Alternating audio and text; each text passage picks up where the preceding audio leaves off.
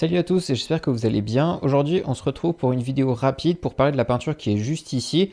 Je vous ai dit la dernière fois que je vous montrerai un petit peu quelques techniques, mes stratégies pour pouvoir faire une ville au premier plan ici au couteau.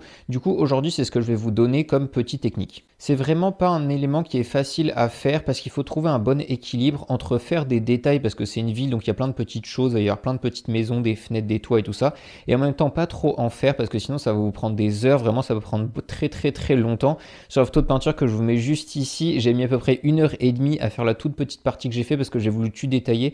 Donc en fait c'est un petit peu décourageant et puis on n'arrive pas à finir la peinture. Enfin en tout cas moi j'ai pas assez de patience à ce niveau-là. Du coup je vais vous donner quelques stratégies pour être efficace dans ce qu'il faut faire pour que ça rentre bien et en même temps ne pas tout peindre, faire un petit peu un effet de fouillis, brouillon qui va être plus facile à faire. Et puis après je vais vous donner des petites techniques pour pouvoir peindre ça au couteau assez facilement, jouer avec les lumières et tout ça. Si cette vidéo vous plaît, n'hésitez pas à vous abonner et à la liker et on passe tout de suite du coup au premier conseil.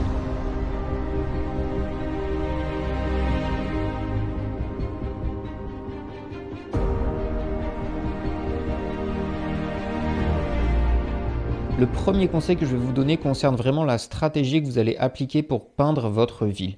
En fait, dans la ville, il va y avoir tout un espace un petit peu fouillis, on va dire impressionniste, avec plein de zones un peu sombres, avec des bâtiments qu'on ne voit pas vraiment. Et puis après, dans la ville, il va y avoir quelques bâtiments clés que vous allez vraiment détailler. C'est exactement la même chose que quand on regarde une photo, l'œil va se concentrer sur quelques bâtiments qui vont être soit un petit peu plus à la lumière, qui vont être plus grands que les autres, qui vont avoir des couleurs flash, qui vont vraiment ressortir par rapport à tout le reste de la ville. Et puis du coup tout le reste va paraître un petit peu gris uniforme avec bien sûr plein de petits détails, des petites touches par-ci par-là, plein de petites choses, mais ça va paraître secondaire par rapport aux quelques bâtiments qu'il va y avoir au premier plan qui vont plus ressortir.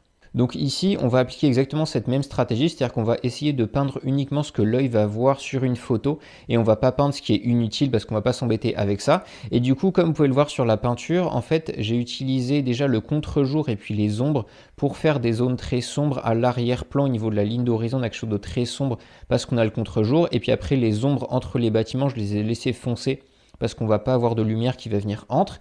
Et ensuite, j'ai choisi quelques bâtiments au milieu de la ville, un petit peu au premier plan, pour pouvoir les détailler un petit peu plus que les autres. Pour qu'ils ressortent bien, j'ai fait en sorte que ce soit les bâtiments qui soient les plus clairs, qui soient un peu plus au soleil. Et puis après, voilà, j'ai fait différentes facettes, différentes teintes, avec les conseils que je vais vous donner juste après. Donc vraiment, ce qui est important quand vous attaquez vraiment à quelque chose de très complexe avec beaucoup de choses comme une ville comme ça, c'est d'y aller stratégiquement, de choisir quelques bâtiments que vous allez détailler et puis le reste, on va faire une masse un petit peu uniforme avec plein de touches partout, mais sans vraiment s'intéresser aux bâtiments à proprement parler.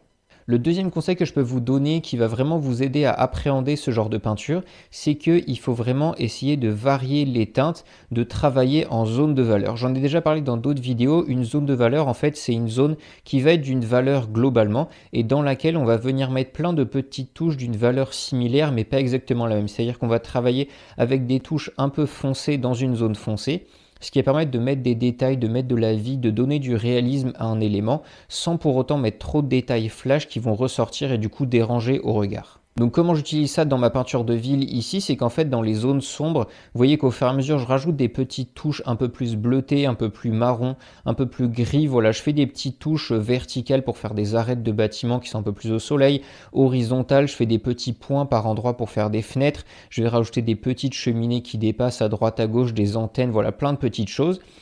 Très foncé du coup quand on reste à l'arrière-plan pour garder la zone de valeur, que ça choque pas mais quand même apporter un petit peu de vie, de finesse, que ça fasse pas complètement plat. Et puis après au fur et à mesure qu'on se rapproche du premier plan de l'observateur, je vais rajouter de plus en plus de teintes qui vont être de plus en plus flash parce qu'on va avoir plus de lumière au premier plan. Et puis du coup au fur et à mesure je vais venir faire des arêtes de bâtiments un peu plus nettes au fur et à mesure, mais tout en gardant un petit peu une zone fouillie pour pas avoir à tout détailler, mais je rajoute plein de petites nuances partout.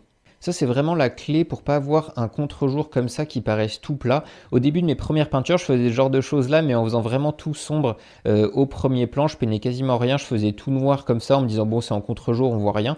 Et en fait, du coup, on a l'impression que c'est un petit peu comme un morceau de papier qu'on a collé sur la peinture, ça fait pas du tout réaliste. Alors qu'en faisant une zone sombre comme ça et en rajoutant des teintes, c'est pas forcément plus compliqué à faire parce que comme vous le voyez, au couteau, ça se fait très facilement. En fait, on fait ça un peu n'importe comment, mais ça va rajouter beaucoup de détails et en fait, à l'œil, ça va paraître beaucoup plus réaliste que si vous faites quelque chose de complètement uniforme. Donc voilà, travaillez un petit peu avec des teintes à droite, à gauche, amusez-vous, testez des choses, vous allez voir le rendu sont assez faciles à avoir. Donc le troisième point de cette vidéo, je voulais donner un petit peu mes techniques pour pouvoir faire des peintures assez détaillées comme ça au couteau. J'en ai déjà parlé dans une autre vidéo, j'ai essayé de peindre des bateaux, des montagnes, tout ça au couteau. Si vous voulez aller la voir, c'est assez sympa.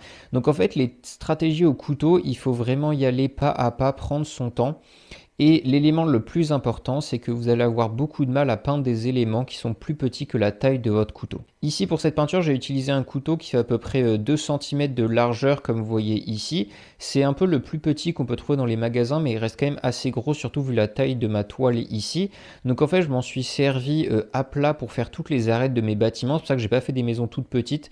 J'utilisais vraiment la tranche ici pour pouvoir faire le côté des bâtiments.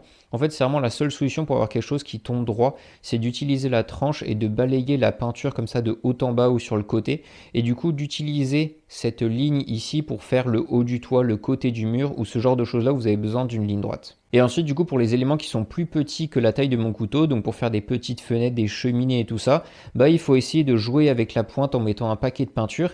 Et là, à ce moment-là, c'est hyper important de mettre un gros paquet de peinture. Ça va vous aider à faire des petites touches comme ça. Ça va pas mal dépasser, donc si vous peignez sans liquin, ça peut mettre beaucoup de temps à sécher, ça peut être un peu problématique. Mais moi, avec du liquin, c'est pas vraiment mon problème. Et du coup, c'est en faisant des gros paquets que vous arriverez à faire quelque chose. Après, ça, c'est un petit peu avec le temps, avec de l'entraînement que vous arrivez à appréhender.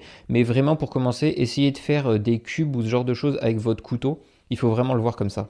Parce qu'en fait, les bâtiments qu'on fait ici, ça peut être un petit peu assimilé à un cube avec 6 faces. Du coup, ici, on va avoir 3 globalement. On va avoir 2 côtés et puis par certaines, le dessus ou bien un morceau de toit ou quelque chose comme ça. Et du coup, en fait, en faisant une teinte claire d'un côté, une teinte foncée de l'autre et puis le toit, vous arriverez à avoir quelque chose qui fait assez réaliste, surtout en rajoutant quelques petits détails de teinte des fenêtres et ce genre de choses.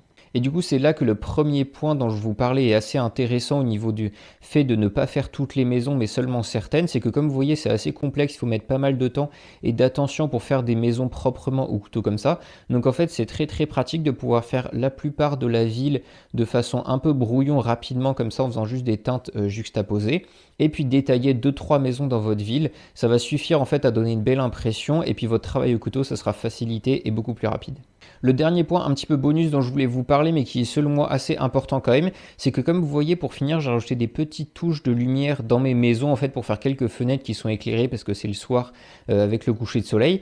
Et en fait, il faut bien faire attention avec cette lumière parce qu'on aurait tendance à avoir envie de faire quelque chose de vraiment très flash, quasiment blanc en fait. Et en fait, sur la peinture, ça va beaucoup trop ressortir, ça ressortira plus que le coucher de soleil, ce qui est assez dérangeant. Ici, j'ai quand même envie que mon sujet principal ce soit le coucher de soleil, puis que la ville devant ce soit le premier plan, mais qu'on n'y porte pas vraiment d'attention de façon focus dessus. Donc en fait, je mets des petites touches de lumière pour les fenêtres, mais j'ai envie que ça reste secondaire. C'est pour ça que je mets une teinte qui est un petit peu jaune, mais pas trop non plus, beaucoup moins que le coucher de soleil, et qui est aussi plus foncé.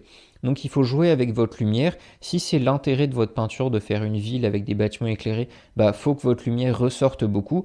Ici, moi, c'est vraiment secondaire, donc je fais en sorte qu'elle se voit moins que mon intérêt principal. Donc voilà, c'est un petit peu à vous de jouer avec ça, suivant ce que vous avez envie de donner comme résultat dans votre peinture. Donc voilà, c'est les quelques conseils que j'avais à vous donner pour peindre une peinture comme ça au couteau, faire une ville. Ça marche aussi au pinceau, c'est un petit peu la même chose sauf pour les détails pour les couteaux, mais je trouve ça assez sympa à faire comme ça parce que ça donne un côté un petit peu brut qui va pas mal contraster par rapport au coucher de soleil qui est plus lisse, plus doux au niveau des couleurs et des dégradés. Donc voilà, on se retrouve bientôt pour une autre vidéo, portez-vous bien, peignez bien et à la prochaine!